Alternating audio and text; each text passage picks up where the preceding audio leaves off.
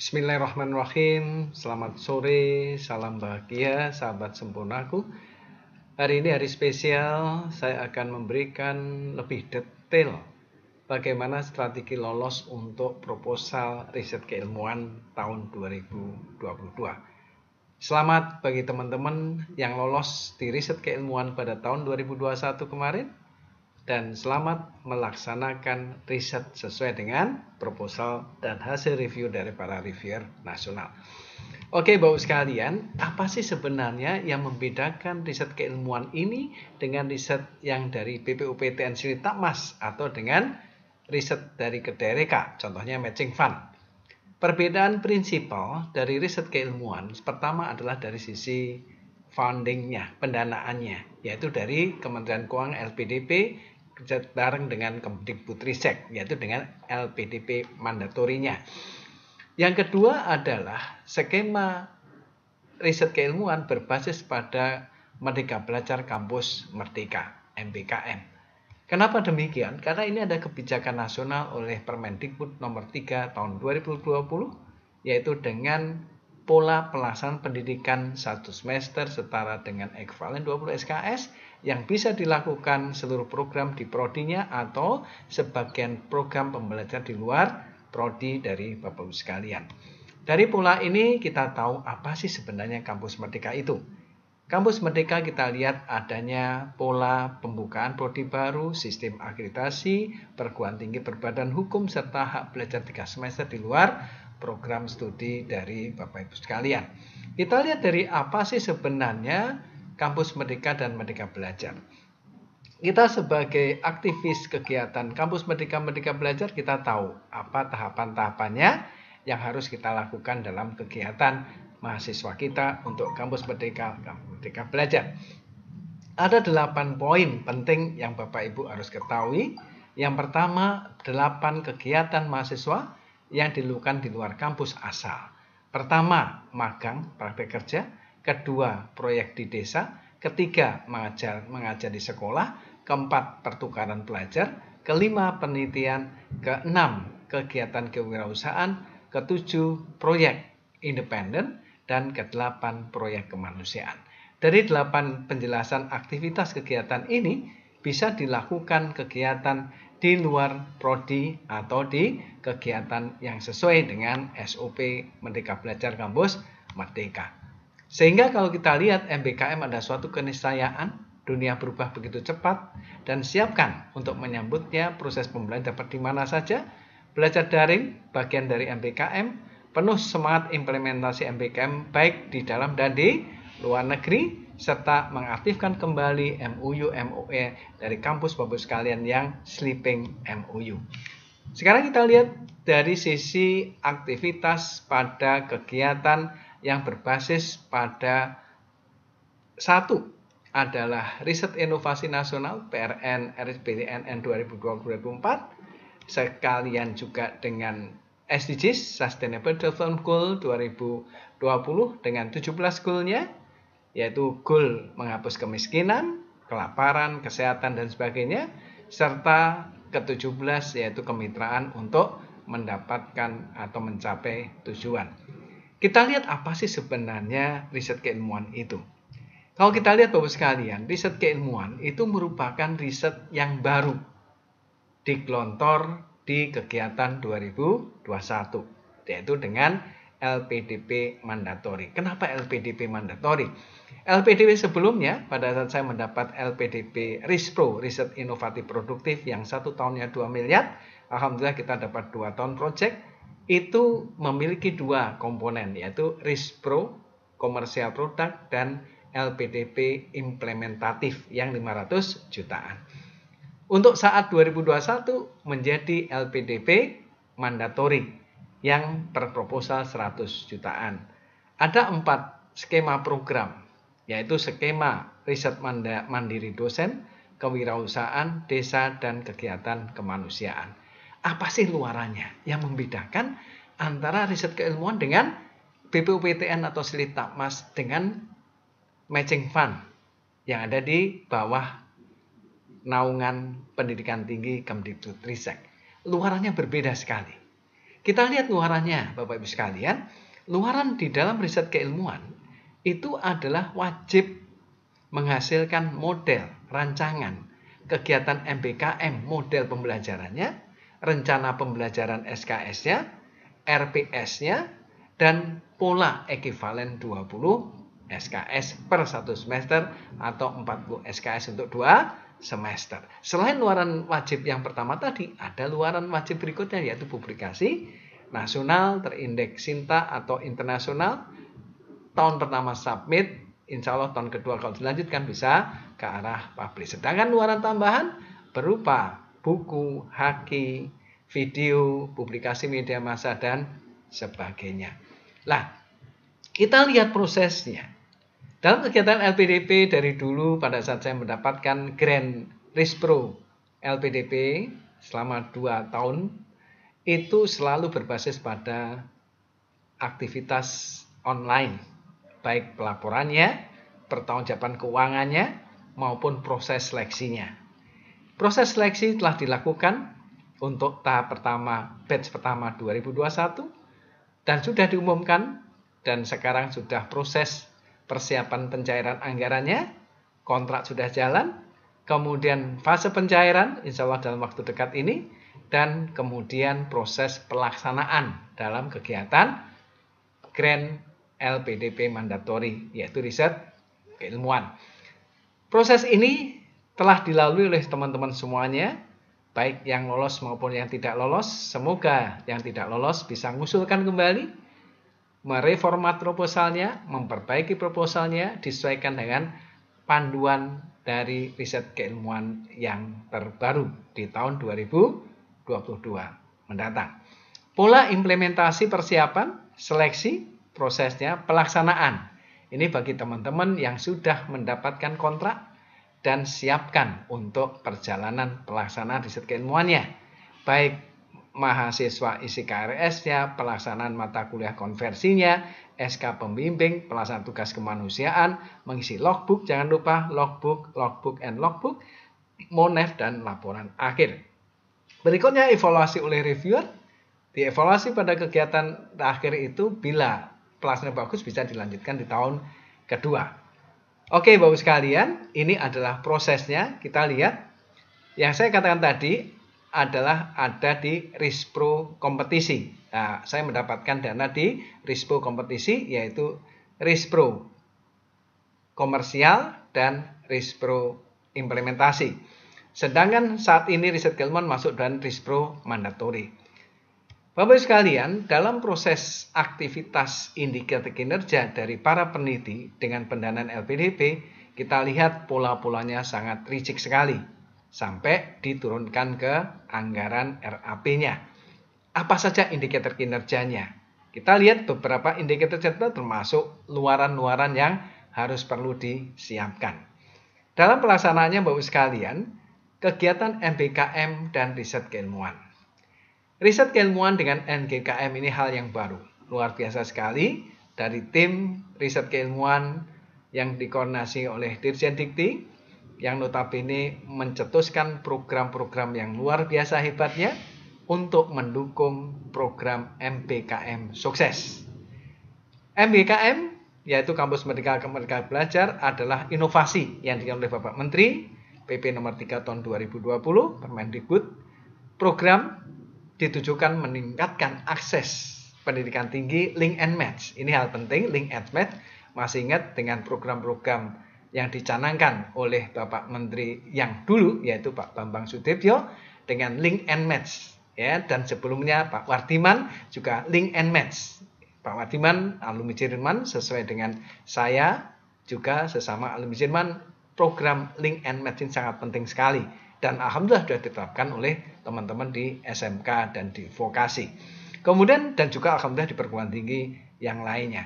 Dengan program link and match lulusan pendidikan tinggi dengan dunia kerja di revolusi industri 4.0, pengembangan kompetensi kualifikasi dosennya, perlu adanya riset mendukung MBKM sebagai landasannya, dan program riset keilmuan menghasilkan model rancangan pembelajaran yang kolaboratif, partisipatif, terlibat antara dosen, mahasiswa, dan pihak industri.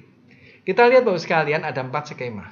Dari 4 skema ini alhamdulillah sudah diumumkan kemarin pada beberapa bulan yang lalu bahwa terbukti riset mandiri ranking yang pertama yang lolos.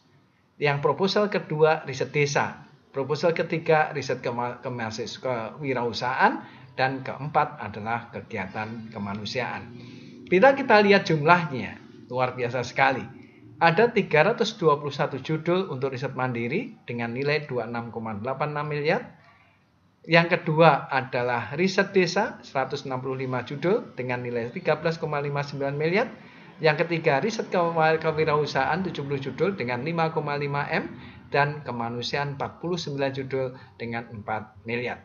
Otomatis fokus riset terbanyak pada STEM dan teknologi tepat guna, multidisiplin, green economy, kemudian pariwisata ekonomi craft, kesehatan, serta blue economy. Hal ini perlu kita lihat apa sih sebenarnya yang dimaksud dengan skema riset mandiri dosen. Riset mandiri dosen jelas, yaitu memberikan wadah yang luas bagi dosen untuk meneliti secara mandiri. Otomatis melibatkan mahasiswa. Mahasiswa untuk apa? Untuk membantu penelitian Bapak Ibu dosen. Untuk regenerasi peneliti ke depannya. Untuk melatih kegiatan mahasiswa supaya mandiri untuk penelitian. Hal ini penting, yaitu meningkatkan mutu kompetensi dosen sebagai peneliti, meningkatkan kemampuan penelitian dosen di perguruan tinggi, meningkatkan mutu riset mahasiswa dengan memberi pengalaman mahasiswa dalam kegiatan riset bersama dengan dosennya. Yang kedua, ranking kedua adalah riset desa. Riset desa tujuannya jelas, yaitu akan menyiapkan program pembangunan desa. Semuanya berbasis pada desa. Menghasilkan model pembelajaran pembangunan desa yang mengadopsi kearifan lokal yang bernilai universal. Dari sini Bapak Ibu mengetahui ya betapa pentingnya aktivitas kegiatan yang berbasis pada kegiatan di pengabdian masyarakat, yaitu banyak sekali kegiatan-kegiatan dilakukan di desa, baik program desa mitra, unggulan daerah, dan kegiatan desa-desa binaan dan sebagainya. Apa luaran wajib dari riset desa? Tetap sama dengan riset mandiri, kewirausahaan, dan kegiatan kemanusiaan. Pertama RPS, silabi, dan penyertaan SKS 1 semester dan maksimum 2 semester dengan mata kuliah yang susah ditentukan atau direkonstruksi. Apa sih skala prioritas dari riset desa? Skala prioritas dari riset desa yaitu riset keilmuan pengembangan ekonomi lokal, pemberdayaan masyarakat desa, kesehatan masyarakat desa, pendidikan masyarakat desa. Jadi ada 4 aspek riset keilmuan desa. Pengembangan ekonominya, pemberdayaan masyarakatnya, pemberdayaan kesehatannya, serta pendidikan masyarakat desa tersebut. Bapak Ibu silahkan menyiapkan sesuai dengan kemampuan potensi masing-masing sehingga bisa mendapatkan nilai tambah untuk aktivitas kegiatan di riset desa dari Bapak Ibu sekalian. Kita lihat Bapak Ibu sekalian, apa sih tujuan daripada riset desa itu? Tujuan riset desa jelas, yaitu menghasilkan rancangan modelnya, model pembelajarannya, penggabungan kegiatan risetnya, ipteknya, dan diseminasi hasil kegiatan risetnya. Ini merupakan tahapan-tahapan dalam riset desa. Yang ketiga adalah riset kewirausahaan. Riset kewirausahaan jelas Bapak sekalian, ini merupakan riset kewirausahaan untuk 5 aspek entrepreneurship. Apa saja sih sebenarnya? Yaitu socio entrepreneurship, manajemen entrepreneurship, teknologi entrepreneurship, digital teknologi entrepreneurship, serta digital entrepreneurship. Jadi ada 5 hal kewirausahaan siap untuk Bapak Ibu lakukan penelitian riset keilmuannya. Otomatis bagi teman-teman yang siap untuk melakukan penelitian di bidang kewirausahaan, ini merupakan suatu peluang. Tujuannya apa? Menghasilkan rancangan, model, menghasilkan iptek peralatannya, menggabungkan kegiatan risetnya, serta diseminasi hasil kegiatan riset kemanusiaan atau kewirausahaan. Yang keempat adalah riset kemanusiaan. Riset kemanusiaan yang kita lakukan Bapak sekalian, yaitu pertama, tujuan dari riset kemanusiaan. Tujuan riset kemanusiaan jelas, itu ada 4 item. Item pertama, menghasilkan rancangan dan modelnya. Item kedua, menghasilkan peralatan kebijakannya. Item ketiga, menggabungkan riset dengan program pembelajaran dalam kegiatan kemanusiaan. Apa sih sebenarnya kemanusiaan ini? Ini sifatnya adalah mitigasi bencana contohnya. Kemarin kejadian di Semeru, barusan meletus ya Gunung Semeru. Itu bisa dilakukan riset di sana dalam rangka riset kemanusiaan. Ya, itu boleh. Karena nantinya untuk mitigasi, diseminasi hasil kegiatannya mengarah pada penanganan masalah-masalah kebencanaannya. Dari program seperti ini Bapak sekalian, dalam kegiatan-kegiatan kriteria untuk aktivitas ini jelas, yaitu pemecahan masalah sosial, kemudian pemberian bantuan tenaga. Masalah sosial itu apa? Kurangnya tenaga kesehatan, sanitasi tidak memadai, atau bantuan tenaga untuk beban korban bencana atau penerapan teknologi dan alat kesehatan, mengurangi keterangan dari alat kesehatan yang ada, serta menghasilkan dampak yang nyata. Contoh, tenaga medis, serangan pandemi penyakit, dan sebagainya. Luaran-luaran dari riset keilmuan akademik, dari riset keilmuan yang muncul Bapak sekalian, jelas. Saya katakan di awal, luaran utamanya adalah model, rancangan MBKM, publikasi pada jurnal nasional internasional, serta aktivitas luaran tambahan buku, haki, dan publikasi lainnya. Hal yang perlu diperhatikan pada saat Bapak Ibu menyiapkan proposalnya. Pertama, tolong buat skedul yang baik, memetakan pelaksanaan risetnya mau kemana arahnya. Apakah riset mandiri, apakah riset desa, apakah riset kewirausahaan, apa riset kemanusiaan. Bapak Ibu bisa siapkan sesuai dengan kepakaran dan prefer dari Bapak Ibu sekalian. Libatkan mahasiswa dari awal dalam tahapan pelaksanaan riset desa atau riset lainnya. Petakan mahasiswa agar memenuhi 20 SKS, partisipasi mitra atau industri sangat dibutuhkan, dan susunlah RPS sesuai dengan masukan mitra atau mahasiswa, dan libatkan mitra untuk menilai soft skill dari mahasiswa yang magang yang berlaku dengan kegiatan riset keilmuan. Luaran pertama yang wajib adalah RPS, penyusunan RPS. Luaran wajib kedua adalah nasional terindeks, SINTA contohnya, atau dengan internasional jurnal terindeks. Kemudian baru luaran tambahan adalah hak cipta, buku ISBN, atau paten sederhana. Ini merupakan luaran-luaran tambahan, tapi saya sarankan fokuskan pada luaran wajibnya terdahulu. Bapak-Ibu sekalian, bagaimana penggunaan dana? Penggunaan dana dalam kegiatan riset keilmuan merupakan hal yang berbeda dengan BPWTN Silitapmas. Kalau BPWTN honorarium tidak diizinkan untuk ketua dan anggota tim 30%, tetapi kalau LPDP mandatori untuk riset keilmuan 30% diberikan kepada ketua dan anggota. Pembelian bahan alat habis pakai dan sebagainya, penjilitan buku laporan, peralatan laboratorium, observasi pengujian, jasa laboratorium, upah tenaga kerja dalam negeri, honor konsultan, jurnal, publikasi internasional atau nasional, tes pasar, infrastruktur, FGD, pendaftaran sertifikasi, serta industri dalam rangka pengurusan izin dan sebagainya. Sehingga kalau kita lihat polanya seperti ini Bapak sekalian, seluruh perhitungan ini termasuk dengan pajak. Hati-hati. Jangan sampai lupa Bapak Ibu dalam mengeluarkan pajak PPN atau PPh 23. Sedangkan untuk institusi adalah PKP. Ini penting kenapa? Honor yang diberikan pada ketua dan anggota 30% sudah dipotong pajak. 30% dari 95% biaya langsung dan 5% biaya tidak langsung.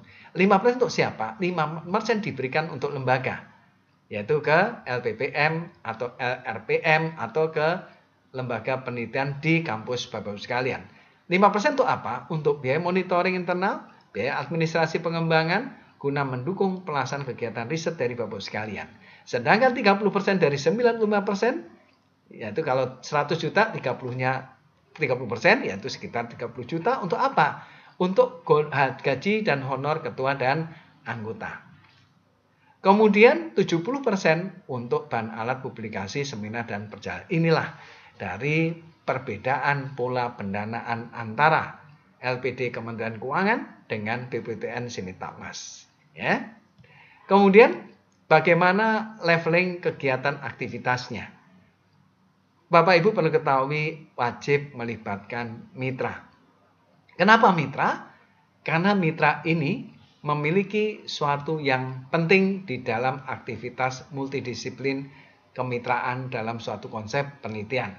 Mitra yang dimaksud untuk riset keilmuan adalah mitra berupa lembaga riset, industri, UMKM, UKM, koperasi, startup company, lembaga pemerintah daerah, lembaga swadaya masyarakat, desa, kelurahan yang memiliki komitmen melakukan kerjasama dalam kerangka MPKM, baik langsung maupun tidak langsung, dan kontribusi dalam bentuk in-kind atau in-cash dalam aktivitas mendukung kegiatan penelitian Bapak Ibu sekalian. Jadi jangan sampai salah mencari mitra, ya, karena mitra itu kuncinya penting untuk semua skema di bawah LPDP. Kemudian bagaimana besaran dananya? Jelas kita melihat honorarium 30%, alat dan bahan 70%, kemudian 5% adalah untuk pemberian ke lembaga dalam rangka pembinaan. Kita lihat di sini, biaya personel 30% dari total pendanaan mengacu pada Perdirut nomor 5 LPDP 2021, satuan biaya insentif ketua honornya 3.600.000 per bulan, anggota 2.400.000 per bulan, asisten 1.500.000 per bulan, dan administrator 820.000 per bulan. Nah, mari Bapak sekalian, kegiatan riset keilmuan ini sangat luar biasa sekali dalam durasi waktu 12 bulan terhitung pada saat kontrak. Kalau kontrak Bapak Ibu sekalian di bulan Desember ini, berakhirnya di Desember 2022. Kalau kontraknya di Januari 2022, berakhirnya di Januari 2023. Itu pola kontrak di LPDP yang ada saat ini. Berapa anggaran yang diturunkan? Tahap pertama 70%, sedangkan tahap kedua 30%. Nah, ini ikuti semua yang ada di sini untuk tahapan pencairan pertama. Jadi Bapak Ibu peneliti wajib aktif melihat di eRISPRO dan melihat informasi terbarunya. Kenapa? Karena Bapak Ibu harus proaktif. Kenapa harus proaktif? Bapak Ibu mencairkan anggarannya tergantung dari aktivitas Bapak Ibu sekalian. Bila Bapak Ibu siap untuk dana pertama, dicairkan, persyaratan harus disiapkan. Begitu Bapak Ibu dapat 70%, tidak usah menunggu jadwal. Bila anggaran itu sudah, ya, ini tahapan pencarian kedua. Tahap pertama, tunjukkan realisasinya, maksimum minimum mencapai 80% sudah selesai. Ya, dan 70% dari realisasi penyerapan anggarannya. Jadi Bapak Ibu bisa melihat kegiatan aktivitas tahap pertama dari riset keilmuan. Dana tahap kedua diturunkan bila anggaran sudah terserap 80% dari 70% yang digelontorkan. Kemudian laporan capaian indikatornya, rencana penggunaan dana tahap kedua, faktur pajak khusus bagi institusi, serta berita acara monitoring dari LPPM-nya. Bapak Ibu sekalian, dari pola-pola ini kita akan melihat betapa pentingnya untuk aktivitas kegiatan riset keilmuan yang didanai oleh LPDP. Demikian Bapak sekalian, tetap semangat ya. Bagaimana kriterianya? Semua dosen boleh ya. Di sini S3 boleh, S2 lektor boleh ya. Tapi kalau kita lihat dalam skema kegiatan program ini harus S2 lektor atau S3. Ini persyaratannya, S2 lektor atau S3. Itu salah satu syaratnya. Dan syaratnya lembaganya juga harus melakukan kegiatan MPKM. Karena salah satu kriteria penilaian adalah di MPKM selaku luaran wajib yang pertama. Bapak Ibu sekalian, kalau kita lihat prosesnya luar biasa sekali. Bapak Ibu bisa cek di alamat http://beasiswadosen.kemdikbud.go.id/riset keilmuan. Untuk apa? Untuk mendapatkan informasi-informasi yang terbaru. Demikian Bapak sekalian, tetap semangat. Jangan sampai tidak menyiapkan proposal yang terbaik bagi Bapak sekalian untuk batch kedua di awal tahun 2022 untuk riset keilmuan dari Bapak Ibu sekalian. Demikian, semangat. Jangan sampai lengah. Ada 3 aspek yang harus disiapkan di 2022, yaitu 1 riset keilmuan, 2 matching fund, 3 adalah BPUTN dengan dana silitapasnya. Demikian, selamat menyiapkan proposal yang baik dan sukses buat Bapak sekalian. Akhirul kalam, wassalamualaikum warahmatullahi wabarakatuh. Terima kasih.